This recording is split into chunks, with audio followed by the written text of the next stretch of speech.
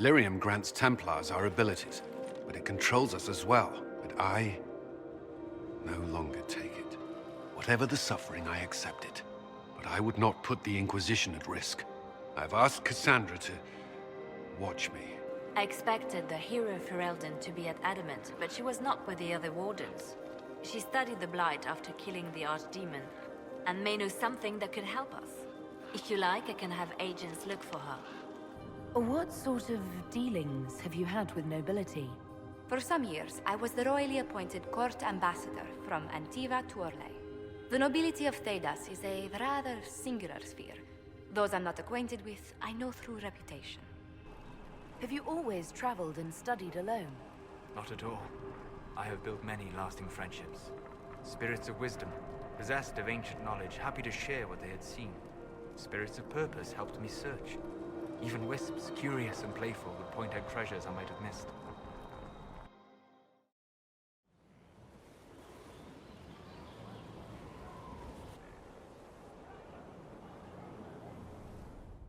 You asked for my opinion, and I've given it. Why would you expect it to change? I expect you to keep your word. It's relentless. I can't... You give yourself too little credit. If I'm unable to fulfill what vows I kept, then nothing good has come of this. Would you rather save face than admit... We will speak of this later. And people say I'm stubborn. This is ridiculous. Cullen told you that he's no longer taking Lyrium. It seemed very important to him. It's not a decision to be made lightly. But now, Cullen has asked that I recommend a replacement for him. I refused. It's not necessary. Besides, it would destroy him. He's come so far. Why didn't he come to me? We had an agreement long before you joined us. As a Seeker, I could evaluate the dangers. Cassandra, did you refuse Cullen's request because he's wrong? Or because you want him to be wrong? Mages have made their suffering known, but Templars never have. They are bound to the Order, mind and soul, with someone always holding their Lyrium leash.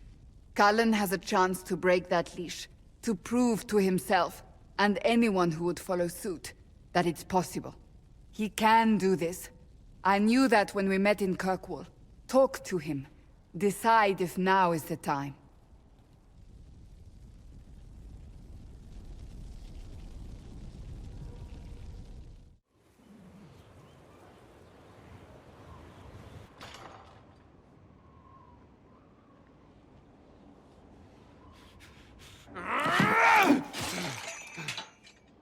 Maker's breath. I didn't hear you enter. Forgive me. Cullen, if you need to talk... You don't have... I never meant for this to interfere. Are you going to be all right? Yes. I don't know. You asked what happened to Ferelden's Circle. It was taken over by abominations. The Templars, my friends, were slaughtered.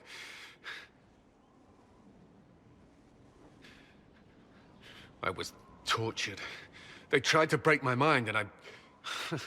How can you be the same person after that? Still, I wanted to serve. They sent me to Kirkwall. I trusted my Knight Commander, and for what? Her fear of mages ended in madness. Kirkwall's Circle fell. Innocent people died in the streets. Can't you see why I want nothing to do with that life? Of course I can. Don't. You should be questioning what I've done. I thought this would be better. That I would regain some control over my life, but these thoughts won't leave me. How many lives depend on our success? I swore myself to this cause. I will not give less to the Inquisition than I did to Chantry. I should be taking it. I should be taking it. You give enough, Cullen. I'm not asking you for more. The Inquisition can be your chance to start over. if you want it to be. I don't know if that's possible. It is. All right.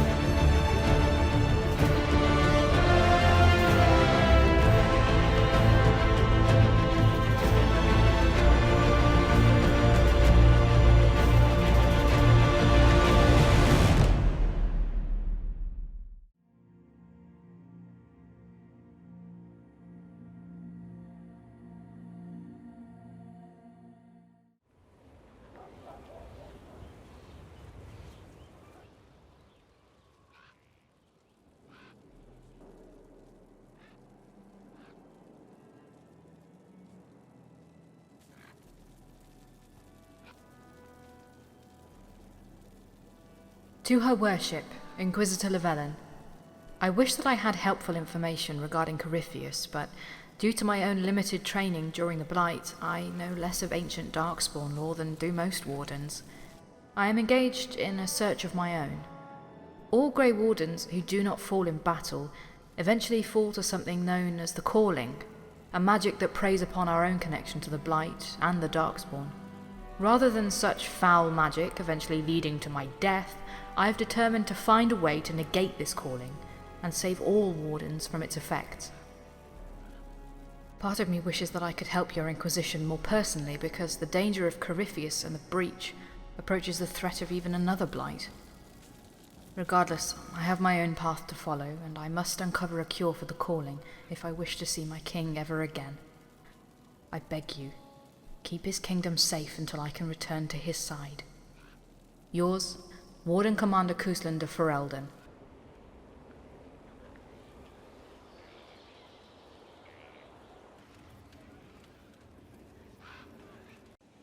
Good afternoon. I'd be interested in hearing your opinions on elven culture. I thought you would be more interested in sharing your opinions of elven culture. You are Dalish, are you not? Yes, I am. The Dalish are the best hope for preserving the culture of our people. Our people. You use that phrase so casually. It should mean more. But the Dalish have forgotten that, among other things. Oh, but you know the truth, right? While they pass on stories, mangling details, I walk the Fade. I have seen things they have not. Irabellis, Haren. If the Dalish have done you a disservice, I would make that right. What course would you set for them that is better than what they know now? You are right, of course. The fault is mine, for expecting what the Dalish could never truly accomplish. Irabelas, Dalin. If I can offer any understanding, you have but to ask. Is elven magic different from the magic used by humans? No and yes. Magic is magic, just as water is water. but it can be used in different ways. Dalish magic is more practical, not needing chantry approval, although they still frown on blood magic. Superstition. Much of it is more subtle. A legacy from when elves were immortal. The legends of elven immortality. Did they use magic to increase their lifespan? No. It was simply part of being elven. The subtle beauty of their magic was the effect, not the cause of their nature. Some spells took years to cast. Echoes would linger for centuries, harmonizing with new magic in an unending symphony. It must have been beautiful. You said that the censure against blood magic was a superstition. I did. It's fortunate Cassandra is not within earshot. Most modern cultures forbid blood magic. Publicly, even Tevinter disapproves of it. But as I said, magic is magic. It matters only in how it is used. To be honest, I don't see it as different from any other magic. It's a means to an end. Indeed. The problem is that under the Chantry, blood magic is forbidden, so only criminals practice it. While in Tevinter, magisters compete with each other, instead of keeping their volatile friends in check. They always succeed through power, so they have never had the chance to learn another way. What can you tell me about elves living in human cities? The culture in alienages or among the slaves of Tevinter is like any of the impoverished and powerless. They cling to memories of a better past, and practice a few rituals to distinguish themselves from humans. Are all Dalish elves like my clan? No. Your clan was unique in having enough interest in human affairs to send you to spy upon the Divine's meeting. As your clans have been separate for so long, they have all changed, adapting to the lands in which they live. Some are no more than bandits, others trade freely with humans, and some have disappeared entirely into the forests. I'd like to know more about the elves from before our time.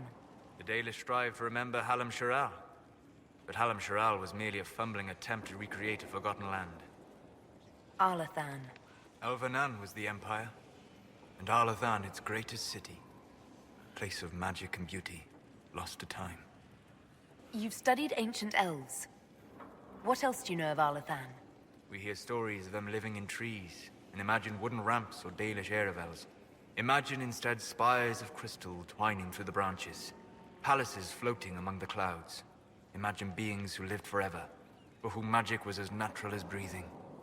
That is what was lost.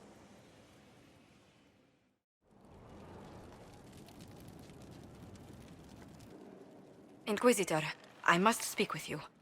What is it? I must explain something first about the Montillier's fortunes. My family made their fortune as traders in Antiva until a scandal exiled us from Orlais some ages ago. It devastated our finances.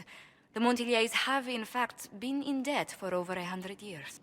I had no idea your family's situation was so precarious. Hardly anyone outside the family does. For generations, we've done everything to keep creditors at bay. Sold our lands to stave off interest.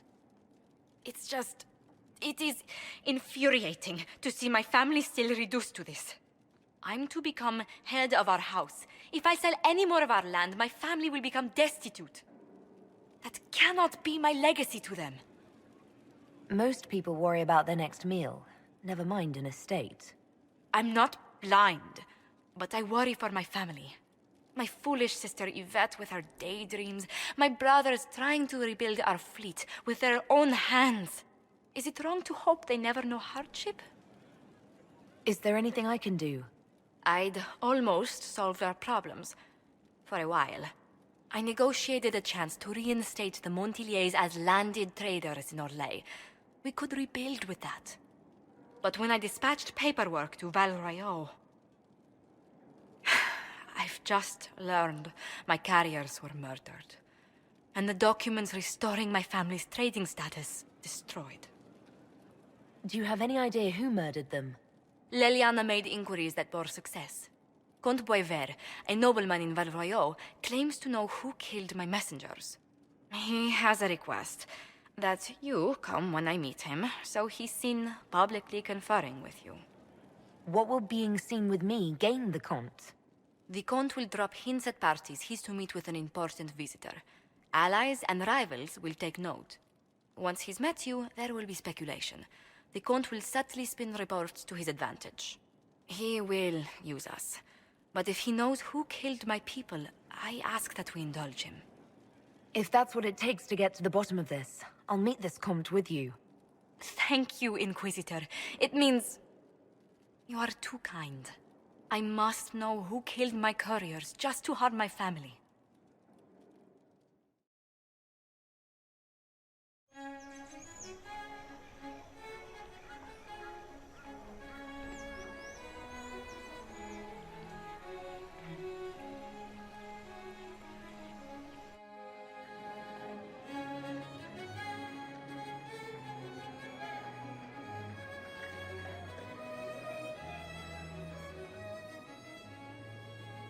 Welcome, my friend. Thank you for seeing us, Comte Boisvert. The honor is mine. Please, sit. It's an honor to assist two such distinguished guests. I hope helping us doesn't endanger you.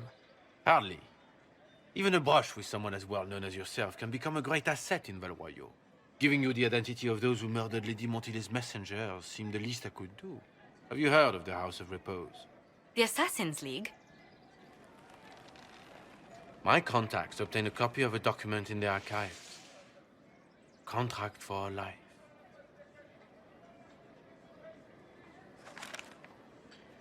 The House of Repose is hereby sworn to eliminate anyone attempting to overturn the Montily's trading exile in Orlais.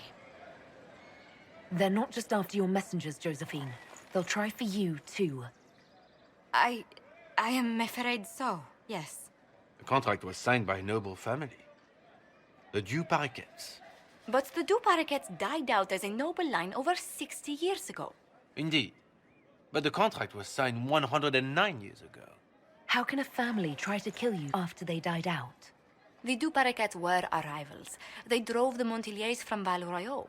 This contract was drawn up over 100 years ago, but it wasn't invoked until I tried to overturn my family's exile.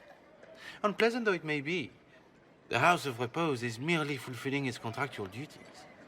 If the people who wanted your family dead are gone, why are the assassins still after you?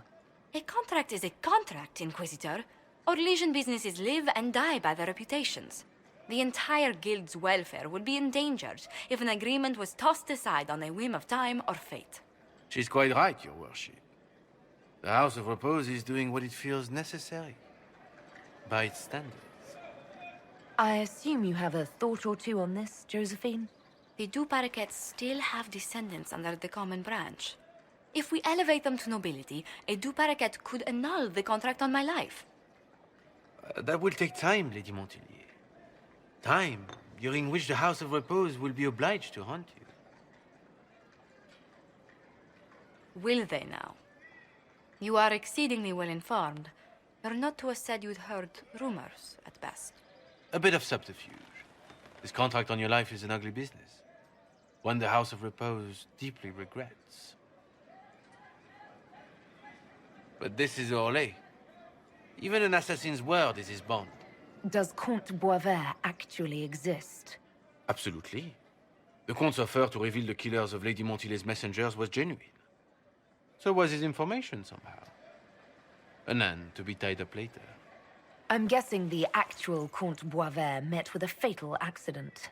Comte Boisvert slumbers in a nearby closet. Nothing more. The contract on Lady Montily's life is so unusual, we felt the courtesy of an explanation was in order. It is appreciated, monsieur. Your idea to seek out the Du Paraquet to revoke our orders is an interesting one. I wish you luck. I did not come to shed blood today, Inquisitor. Only to speak. Might I pass? Why warn us about your contract and let us go? In Orlais, it is only decent to inform those involved in a contract when extraordinary circumstances conspire. And the guild's reputation would suffer if you ignored the contract. I quite understand. Thank you, my lady. May we conclude with my departure? Go then. Good day, Your Worship. My lady, I pray we never meet again.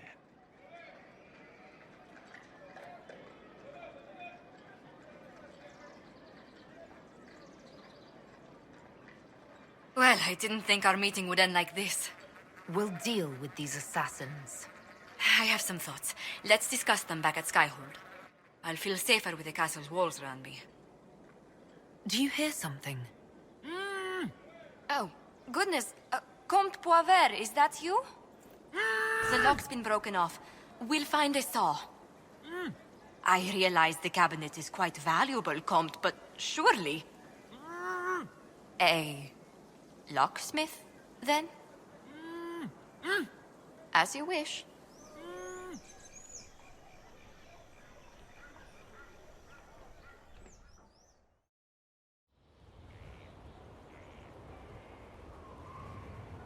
I'm so sorry, Inquisitor. I never thought my family's trading status would trap us in an assassin's plot.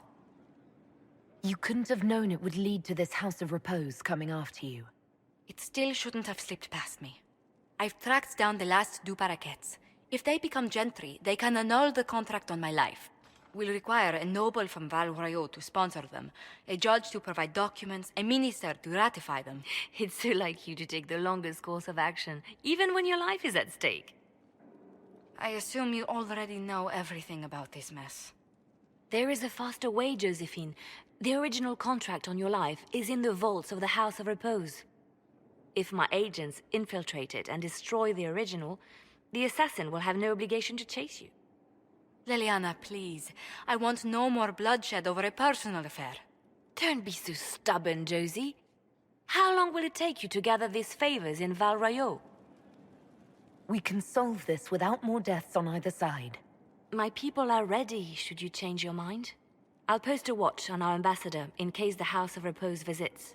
I appreciate it, but I still believe elevating the deux paraquets will solve this. First, we need to perform some favors in Val Royaux. I'd be happy to discuss where we could begin. Why did the deux paraquets hate the Montiliers so much they set up a permanent assassination watch? A Montilier and a deux paraquet fell in love. A young couple, pledged elsewhere, attempted to elope. The whole thing ended so violently, it's a wonder any survived. It's fortunate the deux paraquets' descendants hold no grudges. What if the deux paraquets refuse to aid you? I've already contacted the deux paraquets, Inquisitor. They're ready to help us. It will be a long road, but a lordship is a chance to restore a proud lineage to their heirs. Besides, I've promised them a heavy bag of coin once this is over. How exactly does one turn farmers into members of the upper classes? There are procedures for granting honored citizens of the Empire the title of Lord or Lady. Very long procedures. And so much paperwork. I've called in a substantial number of favors just to cut through half of it. Are you sure the House of Repose will forget this assassin contract on a farmer's signature? It's perfectly legal. In Val Royaux's noble circles, a written word is a bond. Besides, the guild would never risk being so unspeakably crass. These assassins are afraid of being seen as impolite. Breaking one's public oath or bond implies a certain poverty in Orlais. A common merchant may lack the resources or manners to fulfill a debt, but among the guilds, it would be shameful.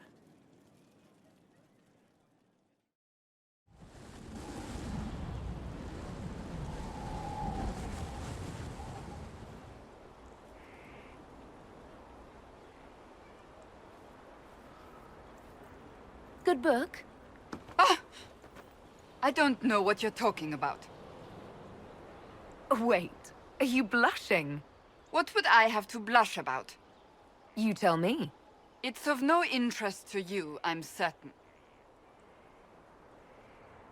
It's a book. I can see that. It's one of Varric's tales. Swords and Shields, the latest chapter. The latest chapter meaning you've read them all? Not since this all began. We've been busy. That's just her favorite. Nobody asked you, Tevinter. I couldn't finish the last one you lent me. I actually feel dumber for having tried. It's literature. Smutty literature. Whatever you do, don't tell Varric. Me? No, I would never. They're terrible. And magnificent. And This one ends in a cliffhanger. I know Varric is working on the next. He must be. Pretend you don't know this about me.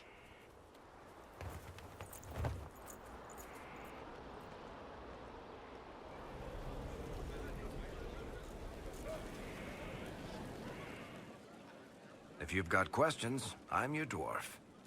Cassandra is waiting for the next issue of Swords and Shields. I must have heard that wrong. It sounded like you just said that Cassandra read my books. She's a pretty big fan, in fact. Are we talking about the same Cassandra? Tall, grumpy seeker, like stabbing things? Wait, did you say the romance serial? Oh, she'll be waiting for a while then. I haven't finished it and wasn't planning to. That book is easily the worst I've ever written. The last issue barely sold enough to pay for the ink.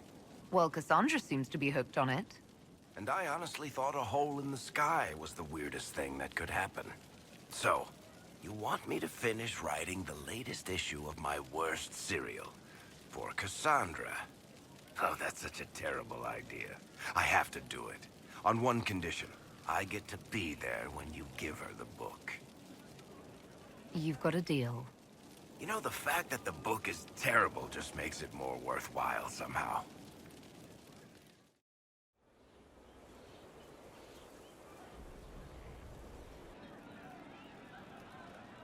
I'm pleased to hear it.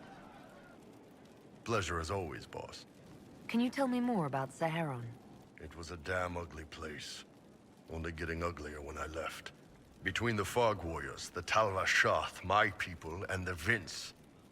You were lucky to go a day without blood. What do you want to know? Tell me about the Tevinter people you fought. The Vince sent forces to Saharan every autumn. Guess they didn't like the summer heat. We had some good fights on the beaches, standing in knee-high water foaming red with blood, ships on fire around us. The cities were worse. Free bit of advice. Don't let the Inquisition forces get suckered into urban combat. Why do you hate Tevinter forces so much? What makes them so bad? It's not their armies. It's their spies. They bloodied Saharan year-round, killing loyalists, supporting rebels. Alam had no city administrator. Nobody would accept the position. The last 4 who held it died inside a year. Trying to conquer a country is one thing. Making it so nobody can live there, that just screws everyone. What are things like for the natives of Saharan? I remember one guy. He made these things, fish wrapped in thin bread. Nice guy. Talked to him every morning. So, one time I'm asking about his bad back, and I see he's nervous, trying to tell me something with his eyes. Next thing I know, his assistants draw knives and come at my team. The rebels had forced him to poison my food. And then? I'd seen how nervous he was, so I hadn't eaten anything. A couple of my guys weren't so lucky. We killed the rebels. I lost 2 men to the poison, another to knife wounds. My friend who made the fish wraps died with a knife in his throat. Close quarters fight. He was caught in the middle. That is what things are like for the natives of Saharan. What were the Fog Warriors like? They were the worst of the rebels. They trained for stealth attacks. They made this fog. I never saw any mages, so I figured it was alchemy, not magic. They were almost invisible in it. I'd be on patrol in the market square. The fog would roll in, and before I knew it, half my squad dead without a sound. It almost sounds like you admire them. They didn't use poison. They didn't hurt civilians, and they were damn good fighters. You have to respect that. Plus, they hit the Vince as hard as they hit us. Hearing some terrified Magister scream, "My slaves! Where are my slaves?" in the fog always put a smile on my face. Tell me about the Talvashoth. When Canary can't handle the fighting in Saharan or lose faith in the Qun, they go rogue. They flee into the wilderness and turn into bandits, attacking everyone. They're vicious, savage. You look at them and you can see why my people needed the Qun to stay civilized. Isn't that what you did, though? Hey, when I burned out, I didn't go rogue. I reported in and went where the Ben Hasrath sent me. I'm doing my job, serving the Qun out here. I'm not some bandit. I am nothing like them.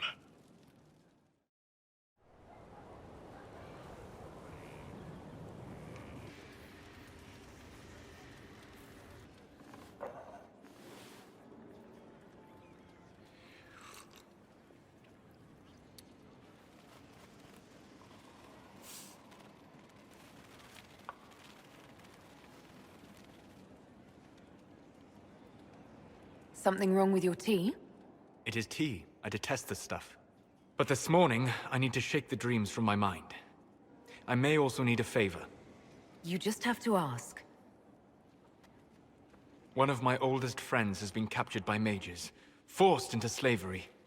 I heard the cry for help as I slept. I'd be happy to help. What did these mages use to capture your friend? Blood magic? A summoning circle, I would imagine. I'm sorry? My friend is a spirit of wisdom. Unlike the spirits clamoring to enter our world through the rifts, it was dwelling quite happily in the Fade. It was summoned against its will, and wants my help to gain its freedom and return to the Fade. I thought spirits wanted to find their way into this world. Some do, certainly. Just as many Orlesian peasants wish they could journey to exotic Rivain. But not everyone wants to go to Rivain. My friend is an explorer, seeking lost wisdom and reflecting it. It would happily discuss philosophy with you, but it had no wish to come here physically. Do you have any idea what the mages want with your friend? No. It knows a great deal of lore and history, but a mage could learn that simply by speaking to it in the Fade. It is possible that they seek information it does not wish to give, and intend to torture it. All right. Let's go get your friend. Thank you. I got a sense of my friend's location before I awoke. I'll mark it on our map.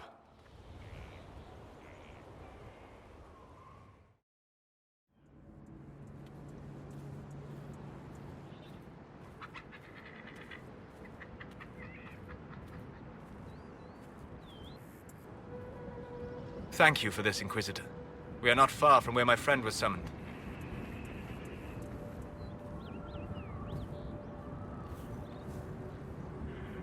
You know, Solas, you do an excellent job of spellcasting without any concrete knowledge of technique. Your rigorous training lays a solid foundation, true. It also creates boundaries, limits, where none need exist. I do prefer to have boundaries between myself and the demons, my dear. Of course. You endure the harrowing, where your circle teaches you that all demons attempt to possess you. Not at all. Many of them simply want to kill you. I suppose you would claim otherwise. Why should I? You would not believe me. You have learned your lessons all too well.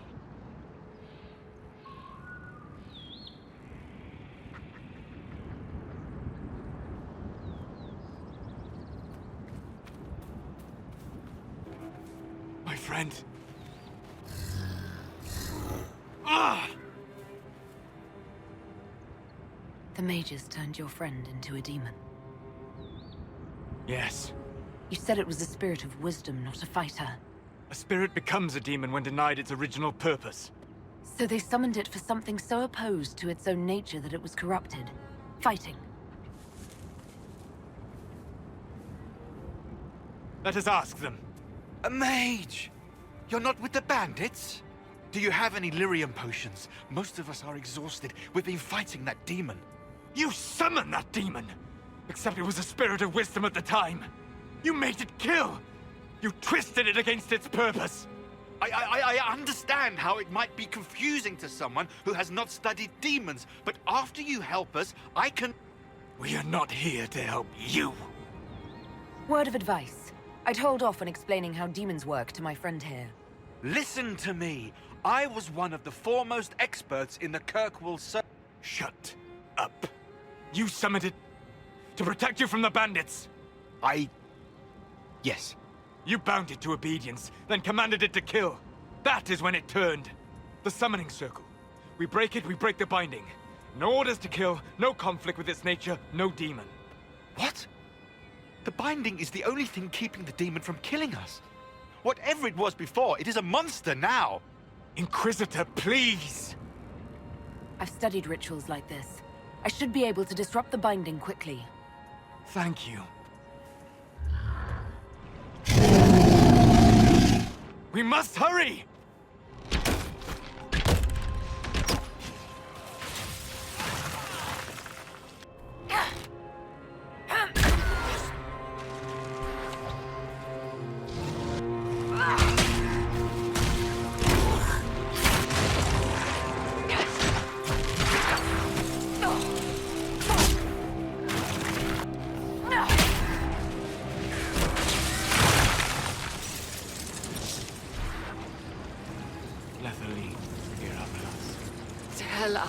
As en asal at alin.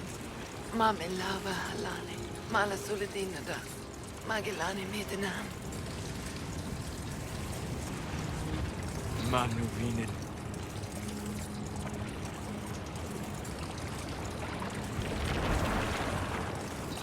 Dareth Shara. I heard what it said. It was right. You did help it. Now? I must endure. Let me know if I can help.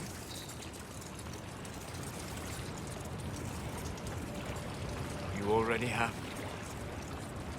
All that remains now is them. Thank you. We would not have risked the summoning, but the roads are too dangerous to travel unprotected. You tortured and killed my friend. We didn't know it was just the spirit. The book said it could help us. Solas. Never again. I need some time alone. I will meet you back at Skyhold.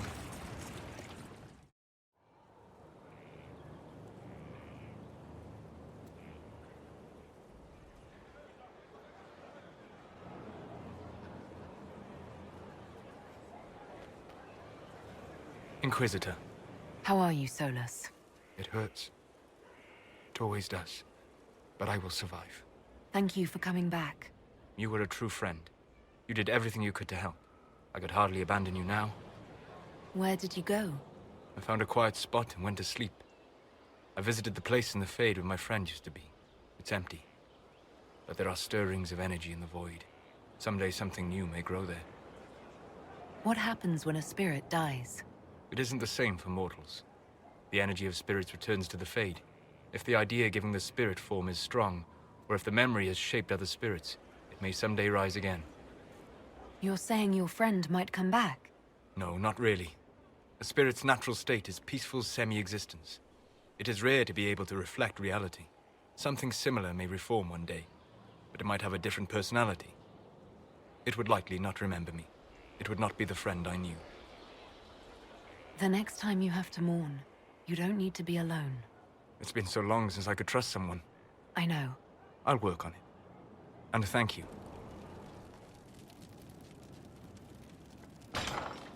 Inquisitor! What happened here? The House of Repose decided to pay a visit. The guards arrived in time, but I should have guessed the assassins would infiltrate the servants. Are you sure they didn't hurt you? They only frightened me. It was all so sudden. Leliana assigned people to shadow me. They appear to have saved my life. I owe you everything, Sergeant. Only my duty, Ambassador. I'll talk with the spy master about these murderous louts. She'll find how they got in. What's the next favor we need to get these Duparacats a lordship? We need a judge of the royal court to procure documents acknowledging them as nobility again.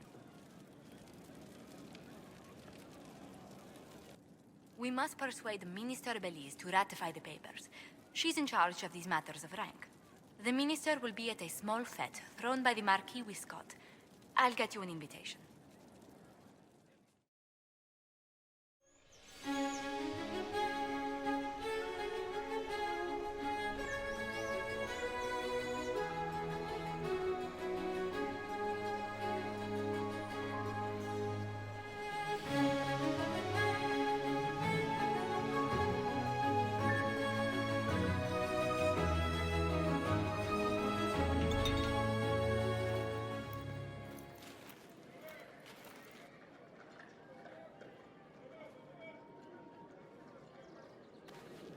Thank you for seeing me in private, Minister Belize. I chastise you for taking me from the party, Inquisitor, but the Marquis throws such dull affairs. It's hardly worth it. I assume you wish to discuss your petition to elevate these Duparacats to a minor lordship. Tell me, why should I allow you to pollute the Orlesian nobility any further than it's already been muddled? The Duparacats used to be noble. You'd be restoring an old house of Orlais. Restoring it far too late. What are the Duparacats now? Traders? Farmers?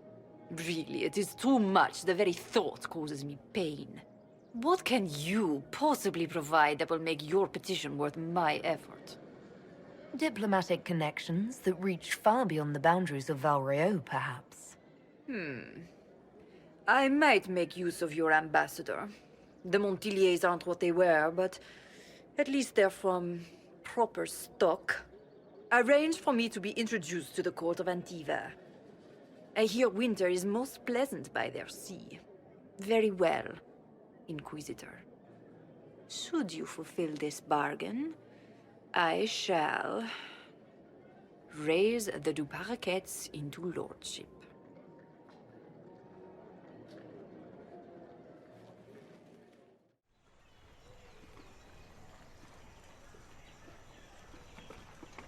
I received a letter from the House of Repose, Your Worship.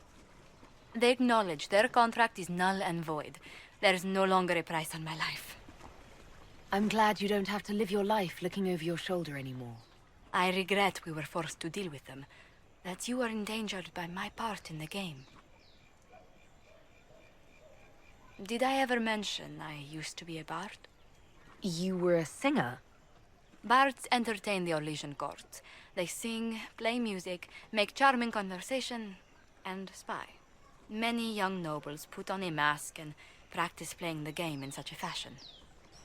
What made you interested in becoming a bard? I was attending a university in Valroyo when I learned about bards. There was such an air of romance about them. Stories of secrets, trysts, and fascinating people. A group of us, young gentry from Antiva, decided this exciting life was for us. You seem a bit steady for such an outgoing lifestyle. The life of an entertainer didn't suit me at all. During one particular intrigue, I encountered a bard sent to kill my patron. We fought. Or perhaps scrapped is the better word. Both of us terrified. We were at the top of a steep flight of stairs. The other bard drew a knife, and I pushed him away from me. You can imagine the result. You've drawn a clear enough picture. But it was such a waste, Inquisitor. When I took off his mask, I knew him. We'd attended parties together. If I'd stopped to reason, if I'd used my voice instead of scuffling like a common thug, I'll always wonder who that young man would have grown into. He seemed willing enough to murder you for the game. Perhaps. I feel I'm the last to judge whether or not he would have actually used the blade. In all the commotion... forgive me, I don't believe I ever thanked you for helping me with this. Hold on to it. Don't lose sight of why you came here. I will never forget you helped save the House of Montilier, Inquisitor. And should you ever visit Antiva, stories of the welcome we'll give you will be told for years.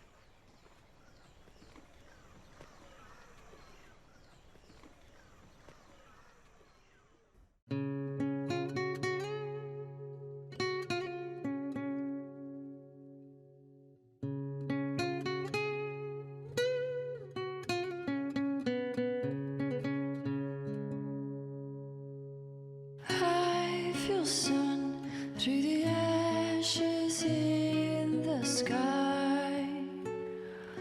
Where's the one who'll guide us into the night? What's begun is the war that will force this divide. What's to come is fire.